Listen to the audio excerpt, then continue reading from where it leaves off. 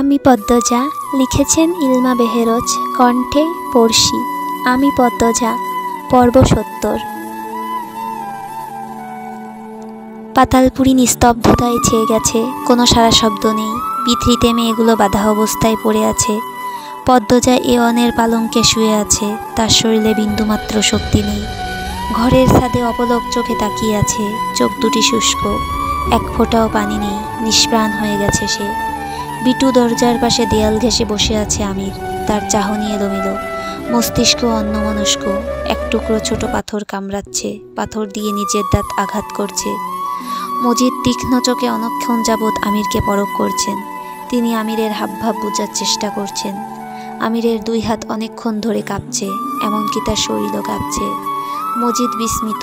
আমির দুই হাতে মাথা চেপে ধরে সেজদার মতো উবু হয়ে আর্তনাদের মতো শব্দ করে মুখে, দুই হাতে নেচে খামছে ধরার চেষ্টা করে। খলিল কিছু বলতে চাইলে মজিদ আটকে বললেন, এখন কোনো শব্দ করা ঠিক হবে না, ওর মাথা ঠিক নেই। আমির সোজা হয়ে বসে, তার চোখ দুটি রক্তের মতো লাল হয়ে গেছে। মেঝেতে শুয়ে দুই হাতে নিজের চুল টেনে ধরে কিছু একটা ভাবছে সে। দেখে মনে হচ্ছে সমুদ্রের অতলে সে হারিয়ে যাচ্ছে। পানি খেতে খেতে তার নিঃশ্বাস বন্ধ হয়ে আসছে। কোন দিক সাঁতরালে কিনারা পাওয়া যাবে ঠাওর করতে পারছে না। মজিদ খলিলকে নিয়ে সরে যান। আমির উঠে দাঁড়ায়, ঘরে পায়চারি করে, ঘন ঘন নিঃশ্বাস ছাড়ে। ঘাড়ের রক্ত শুকিয়ে গেঞ্জির সাথে লেপ্টে আছে। আমির চেয়ারে বসে হেলান দিল। চোখ বুঝতেই ভেসে উঠল পুরনো মুহূর্ত। আকাশে লক্ষ লক্ষ তারা, তার মাঝে ছিল একটিমাত্র চাঁদ। আকাশের নিচে পদ্ম নীরের ছাদে আমির পদ্মজাকে দুই হাতে জড়িয়ে ধরে দাঁড়িয়েছিল। মৃদু কোমল বাতাসকে সাক্ষী রেখে পদ্মজা বলেছিল, পৃথিবীর শ্রেষ্ঠ পুরুষ স্বামীটি আমার, তাই প্রতিটি মেয়ের আমাকে হিংসে করা উচিত।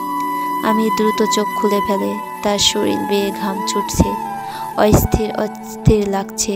বোতল থেকে পানি বের করে খেলো, তারপর বড় করে নিঃশ্বাস ছাড়ল। এক কোণে পড়ে থাকা শাড়িটি হাতে নিয়ে আগুন ধরিয়ে দিল।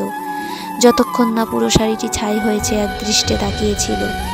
ঠোঁট অদ্ভুতভাবে কাঁপছে, সে কি কাঁদতে চাইছে। মজিদ হাওলাদার চেয়ারে বসে সিগারেট ধরালেন। খলিল বলল, আমিরের হাবভাব তো ভালা না ভাই, আলমগীরের মতো না কাম কইরালাই। মজিদ দৃঢ় কণ্ঠে বললেন, এরকম হবে না। আমির কখনো নিজের তৈরি করা সাম্রাজ্য ছাড়বে না। তুই বের হয়ে যা, মন্তুরা বসে আছে। তুমি এইখানে থাকবা? আর কেউ আছে এখানে? মেয়েগুলোকে তো বারেকের সাহায্য নিয়ে সামলাতে পেরেছি, এখন ওরে বাইরের পাহারা বাদ দিয়ে ভেতরে আসতে বলবো? রাগো কেন? আমি তাহলে যাইতাছি। কাঞ্চনপুরের চেয়ারম্যানরে বলে আসবি শুক্রবারের কথা, কোনো ভুল যাতে না হয়। আচ্ছা ভাই। খলিল বেরিয়ে যায়। মজিদ ধোঁয়া ওড়ান। পুরো ঘরে সেই ধোঁয়া ছড়িয়ে পড়ে।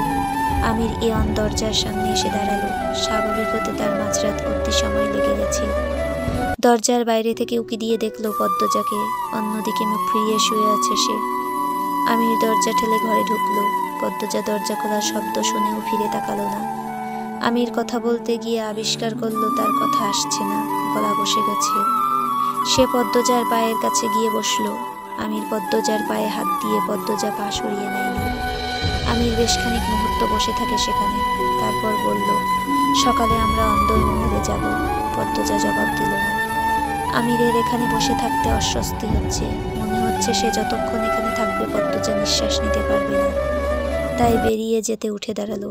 দরজার বাইরে পা রাখতেই পদ্মজার শান্ত কণ্ঠস্বর ভেসে আসে, এই শক্তি আর মেধা ভালো কাজে লাগালে এর চেয়েও বড় রাজত্ব পেতেন, বেহেশত পেতেন, পরিবার পেতেন। আমির শুনেও না শোনার ভান করে দরজা ছেড়ে এওয়ানের বাইরে দেয়াল ঘেঁষে দাঁড়ালো। সেখানে উপস্থিত হলেন মজিদ। আমিরকে উদ্দেশ্য করে বললেন, বাবু এদিকে আয়। আমির মজিদ একসাথে ছোপায় এসে বসে। আমির ক্লান্ত, ক্লান্তিদার চোখে মুখে। মজিদ বললেন, 2 দিন পর শুক্রবার, মনে আছে তো? আমির মনে করার চেষ্টা করলো। শীতে তারা শীতবস্ত্র বিতরণ করে, এ নিয়ে বড় সমাবেশ হয়, কত কত গ্রাম থেকে মানুষ আসে। দুনিয়ার লোক দেখানো পাপ পুণ্যের হিসাবের খাতায় হাওলাদার বাড়ির নাম পুণ্যের খাতায় সবার উপরে। আমির নির্বিকার স্বরে বলল, মনে আছে। দেখিস পদ্মজা যেন কোনো ভেজাল না করে। আর কি ভেজাল করবে, মেরেই ফেলেছিলাম, আর একটু হলো। মেরে ফেললে খুশি হবে? আমির আচমকা রেগে যায়। মজিদ মৃদু হেসে বললেন, মারবি কেন? তোর বউ তোর কাছে রাখবি, শুধু একটু খেয়াল রাখতে বলেছি। কিছু করবে না ও, আমি দ্বিতীয়বার আর ভুল করব না। আমির বিরক্তি নিয়ে বলল, না হলেই ভালো, কুয়েতে সময় চেয়ে বার্তা পাঠিয়েছি, সময় দিবে না। আর এত অনুরোধ করার কি আছে, সময় মতো হয়ে যাবে। তুমি এখন সামনের কাজে মন দাও, আমি এই ব্যাপারটা দেখছি। মজিদ আমিরের পিঠ চাপড়ে বললেন, বাঘের বাচ্চা। আমির পূর্বের স্বরেই বলল, যাওয়ার সময় বারেক ভাইকে বলে আসতে, বাইরে কে থাকবে? তুই এখন থাক এখানে। আমির কিছু বলল না। চারপাশ থমকে আছে, কোথাও কোনো শব্দ নেই। আমির নিজের নিঃশ্বাস নিজে শুনতে পাচ্ছে। চুপ করে বসে আছে, ঘাড়ের ব্যথাটা বেড়েছে, জ্বালাপোড়া করছে। সে 2-3 বার এওনের দরজার দিকে তাকিয়েছে, 1000বার নিজের ডান হাতের দিকে তাকিয়েছে। কেন এমন হচ্ছে সে জানে না। তার এক পাশে যেন রক্ত, অন্য পাশে ফুলের বাগান। ফুলের সুবাস তাকে চুম্বকের মতো টানছে। অন্যদিকে রক্তের রং যে তার পেশা, রীতি, নেশা, দায়িত্ব। আমির ঠোঁট কামড়ে দীর্ঘশ্বাস ছাড়ে, দ্রুত পায়ে চলে আসে। অনেক ঘরে আবছা আলো, পদ্মজা ঘুমাচ্ছে, তার হাতে হ্যান্ডকাপ রয়ে গেছে। আমির জুতা খুলে হেঁটে আসে, নয়তো শব্দ শুনে উঠে যাবে পদ্মজা। সে টের পায় তার 2 পা কাঁপছে, প্রবল জড়তা কাজ করছে। তাদের আলাদা 2 পথ এক হতে চাইছে না। একজন মানুষ হয়ে 2 সত্তা নিয়ে বাঁচা যায় না।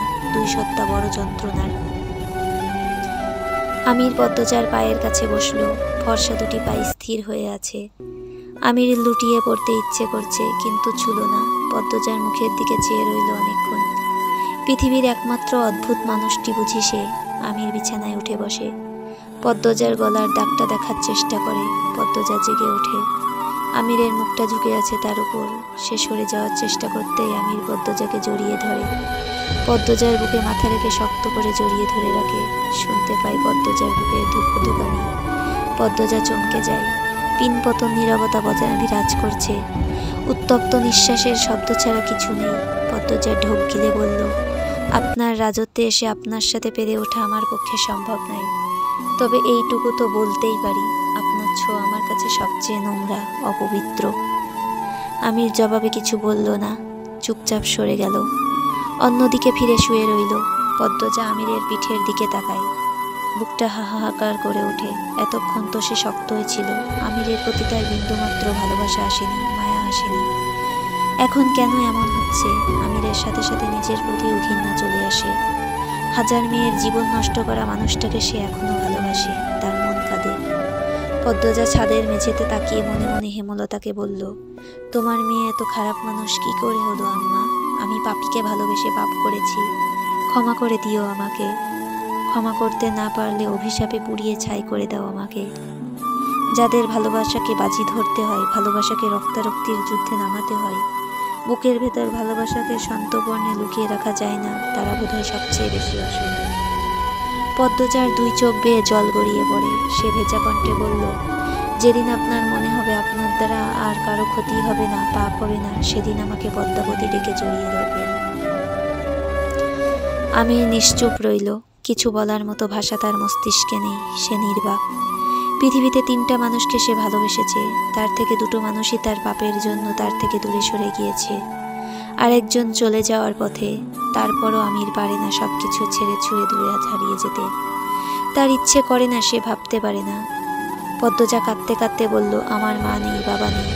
আমার স্বপ্ন আসা সব কিছু তো আপনি ছিলেন। আপনাকে নিয়ে আমি বৃদ্ধ হতে চেয়েছি, সেই আপনি আমাকে মেরে ফেলতে চেয়েছিলেন। শত শত মেয়েকে পিটিয়ে জান ছিনিয়ে নেন। আল্লাহর দোহাই লাগে আমার কষ্টটা অনুভব করুন। আমি হাসরের ময়দানে কি করে মুখ দেখাবো? মৃত অত্যাচারিত মেয়েগুলোর সামনে কি করে দাঁড়াবো? হাসরের ময়দানে সবাই আমার দিকে ঘৃণ্য চোখে চেয়ে থাকবে। কলঙ্কিনী আমি, আপনার বউ হয়ে আমি কলঙ্কিনী হয়েছি। মেয়েগুলোর বাবা মাকে আমি কি বলবো? তাদের নারী ছেঁড়া ধনকে ছিনিয়ে নেয়া পুরুষটিকে আমি ভালোবেসেছি। এই কথা কি করে বলবো? বলতে পারেন? আমির উঠিয়ে পড়ে, বেরিয়ে যায়। পদ্মজা কাঁদতে থাকলো, চোখের জল শুকায় না। আল্লাহ তাআলা এ কোন পরীক্ষায় ফেলেছেন? আমির খুব দ্রুত ফিরে আসে। তার হাতে লম্বা একখান বস্তু। সেই বস্তুটি বিছানার ওপর রেখে প্যান্ট থেকে চাবি বের করল। হ্যান্ডকাপ খুলে পদ্মজাকে বসিয়ে দিল। তারপর পদ্মজার সামনে বস্তুটি ধরে শান্ত স্বরে বলল, আমি পারবো না সরে আসতে, পারবো না। এই তলোয়ার ব্যবহার করা হয়নি, খুব পছন্দ করে এনেছিলাম, তোমার হাতে তুলে দিলাম। যদি পারো মুক্তি দিও আমাকে, কোনো কলঙ্ক রেখো না গায়ে। হাসরের ময়দানেও তুমি সবচেয়ে সুন্দর, সম্মানিত এবং দামি থাকবে। শুধু বেহেশতে দুজনের একসাথে রাস্তার সাথে থাকার স্বপ্নটা পূরণ হবে না। আমিরের বলা কথাগুলো শুনে পদ্মজার গায়ের পলম দাঁড়িয়ে যায়, বুকে ব্যথা শুরু হয়। আমির পদ্মজার 2 হাত মুঠোয় নিয়ে চুমু দিল, তারপর বলল, শেষবার ছুঁয়েছি, আর ছুবো না, শপথ করছি আর ছুবো না। তারপর ছুটে যায়, বেরিয়ে যায় ঘর থেকে। পদ্মজার দম বন্ধ হয়ে আসে। মিনিট 2 পার হতেই চাদর খামচে ধরে হাউমাউ করে কান্না শুরু করে। আল্লাহর উপর প্রশ্ন তুলল, আমার ভালোবাসার কি কমতি ছিল আল্লাহ? কেন এমন জীবন দিলে আমায়? আমি কি করব? মৃত্যু দাও আমাকে। পদ্মজা চোখ ভর্তি জল নিয়ে তুষারের দিকে তাকালো। তুষার 1 হাত কপালে ঠেকিয়ে বিড়বিড় করে, মাই গড। তার শ্বাস প্রশ্বাস ঘন হয়ে যায়, চোখে জল চিকচিক করছে। এমন অদ্ভুত ভালোবাসা সে দুটো দেখেনি। একজন খুন হতে চেয়েছে আর একজন খুন করে মুক্তি দিয়েছে। ফাহিমা কাঁদছে। পদ্মজা মিষ্টি করে হেসে বলল, আপনি এভাবে কাঁদছেন কেন? আমির হাওলাদারের একটা সুন্দর জীবন হতে পারত, আফসোসের স্বরে বলল ফাহিমা। পদ্মজা ফিক করে হেসে বলল, পুলিশ হয়ে ক্রাইম কিংয়ের জন্য কাঁদছেন? তুষারের বুক ফুঁড়ে দীর্ঘশ্বাস বেরিয়ে আসে। কঠিন মনের তুষার ভেঙে পড়েছে। ভালোবাসার অনেক ব্যাখ্যা সে শুনেছে, কিন্তু ভালোবাসা এমনও হতে পারে সে ভাবেনি। তুষার বলল, তিনি অবশ্যই চেষ্টা করেছিলেন এই জগৎ থেকে বের হতে, কিন্তু পারেননি। তিনি আষ্টে পিষ্টে পাপের রাজ্যে জড়িয়ে গিয়েছিলেন, কিন্তু ভালোবাসার কোনো আদালত থাকলে সেই আদালত আমির হাওলাদারের সব খুন মাপ। পদ্মজা ঠোঁট কামড়ে হাসে। অনেক কাহিনী, অনেক কান্না তো এখনো বাকি। এরা এইটুকু থেকে দেয়া অস্থির। তার ভীষণ হাসি পাচ্ছে, ভীষণ। উপন্যাসের পরবর্তী পর্বগুলো পেতে চাইলে সাবস্ক্রিপশন করে পাশে থাকুন। গল্পগুলো ভালো লাগলে লাইক, কমেন্ট এবং শেয়ার করে পাশে থাকবেন। ধন্যবাদ।